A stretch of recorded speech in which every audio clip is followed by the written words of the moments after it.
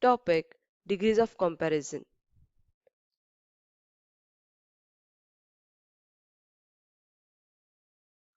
What is meant by degrees of comparison? It is a form of an adjective that indicates a different degree of qualities that the adjective denotes. So, before knowing more about the degrees of comparison, let us first revise what is an adjective, which will help us to understand more about degrees of comparison. So, let's see what exactly is an adjective. It is a word that describes or modifies the noun and pronoun. Here again, for understanding adjective, we need to revise what is a noun. So, a noun is a word that contains name of a person, place, animal, and thing. We, in the example here, we have thing and person. Okay. Now, what is an adjective? Okay, here. Let's see the words which describes more about the noun. So a car, which word describes more about car? It is big. And about the girl, it is pretty. So the word big and pretty tells us more about the noun. Like how is the car? The car is big.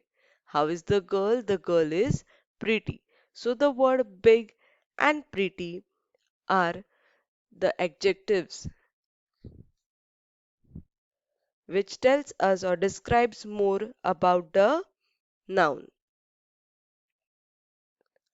Now, let's move to the degrees of comparison. In the definition previously, it is said that it tells us about the different levels of qualities of degrees of comparison. So, there are different levels of degrees of comparison. So, there are different, means there are total three levels of degrees of comparison. Let's see one by one.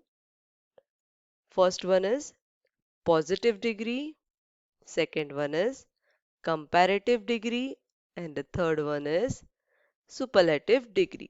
Now, what do you mean by positive degree? It is used to describe, not to compare. What is meant by comparative degree?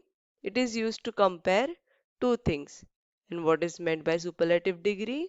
It is used to compare with more than two things and tell us which is the highest one. Let's see the examples of degrees of comparison.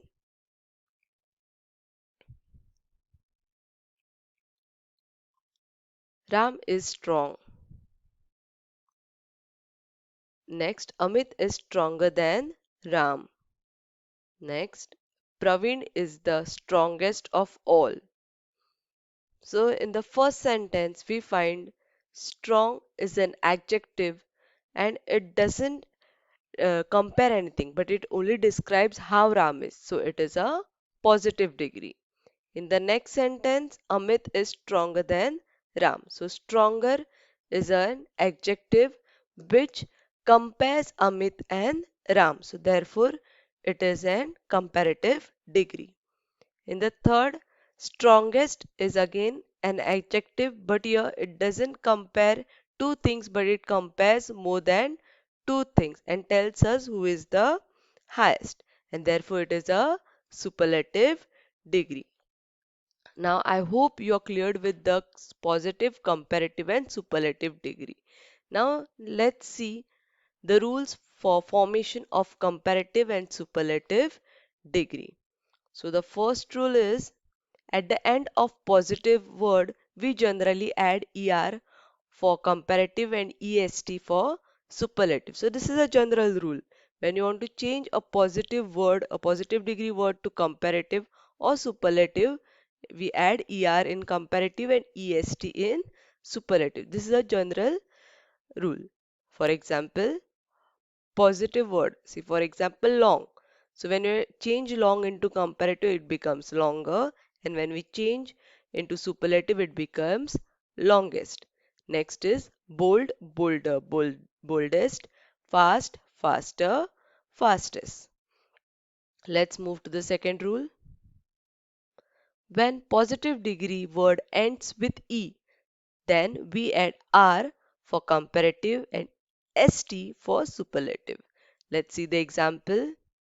For example, fine. So when the word fine ends with the word e. So when the positive word ends with e, we add r in the comparative, that is finer, and we add st in the superlative, that is finest. See, more example we'll see: pure, purest, and pure, purer and purest, close, closer and closest. Let's see the next rule. When positive degree word ends with y, then y is changed to I before adding er for comparative and est for superlative. Let's see the example. Happy. So happy is a positive word which ends with y. Now when we change that into comparative, instead of y we have to add I, and then we have to add er. Same thing in the superlative also, we have to change y to I and add est. So it will be called as happy, happier, happiest, dirty, dirtier, dirtiest, lovely, lovelier, loveliest. Next, next. When a positive degree word ends with a consonant but also have a vowel letter before it, then consonant is doubled before adding er in comparative and est in superlative. So let's see what does it mean with the help of example. See the first example now. Hot. So T is a consonant, but before that, what is there? O. O is a vowel. So when a letter starts with a vowel and ends with a consonant, then the last letter, the last word over the letter, that is consonant, is doubled, and then we add er in comparative and est in superlative. For example, hot, hotter, hottest, sad, sadder, saddest, thin, thinner, thinnest. Next, some adjectives have more than two syllables. That time we have to use more in comparative and most in superlative. So let's see what does it mean with the help of example. Now see beautiful. So the word beautiful is divided into three syllable. Beautiful.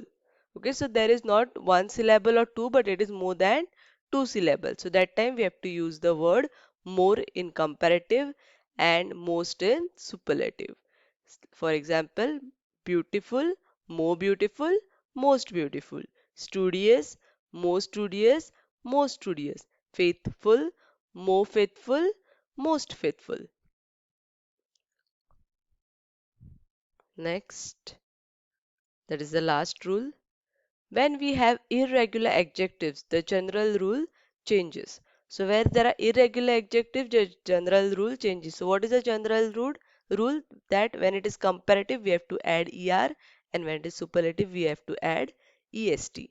But since the adjectives are irregular, so that rule is not applied. So then what we have to do, let's see in the example. So see, irregular adjective is good. So when good is there, we cannot write gooder or goodest, but we have to write it as good, better, best, many or much, more and most, little, less than lesser, least.